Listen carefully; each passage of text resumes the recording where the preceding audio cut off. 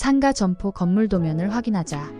신규 분양 시 아파트나 상가 모두 완공되지 않은 채 대부분 분양한다. 이 중 아파트는 견본주택을 통해 완공 이유를 어느 정도 판단할 수 있다. 분양 대상자 입장에서 내부 마감재나 붙박이 등의 옵션 확인이 필요하기 때문이다. 건설사도 분양률을 높이기 위해 견본주택 조성에 심혈을 기울인다.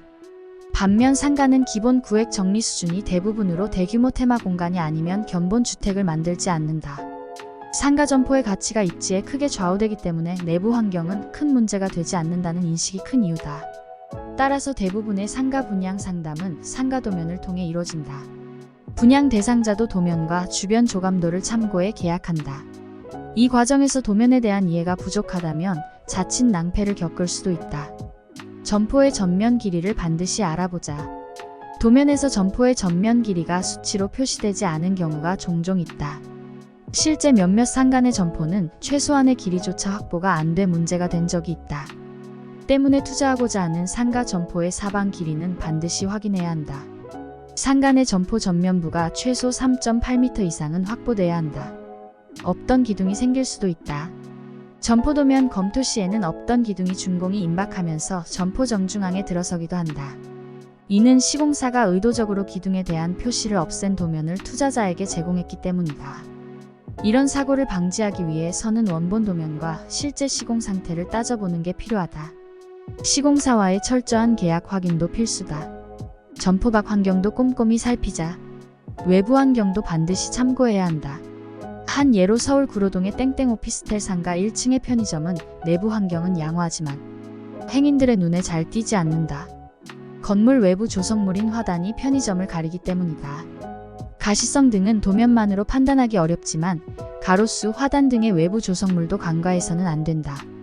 고층 건물 입점 시 엘리베이터, 에스컬레이터도 확인하자.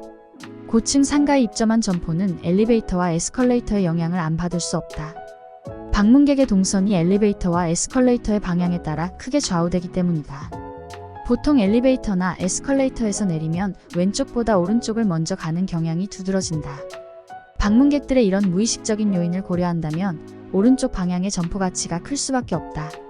분양 상담 시 에스컬레이터의 상행과 하행의 운영을 일정한 시기를 두고 교차해서 운행한다고 설명하기도 하지만 실제 이렇게 운영되는 상가는 많지 않다. 이외에도 음식점 입점이 목적이라면 환기 위치 등을 꼼꼼히 따져야 한다. 일반적으로 천장을 통해 환기하지만 방화 셔터 등 내부 구조물이 있는 경우 천장 환기가 어려울 수 있기 때문이다. 이처럼 신규 상가는 도면을 통해 철저히 확인할 사항이 많은데 이는 경매로 낙찰받는 경우도 마찬가지다. 물론 이미 완공된 건물을 보고 입찰하는 것이니 신규 상가에 비해 리스크는 감소하지만 경매 시 빈번하게 발생하는 실수가 바로 호실을 착각하는 것이다. 같은 층의 여러 호실이 경매로 진행되는 경우 내가 입찰하는 호실이 정확히 맞는지 도면에서 확인해야 한다. 전면부의 호실을 입찰한 줄 알았는데 낙찰받고 보니 후면부라면 커다란 금전적 손해로 이어지기 때문이다.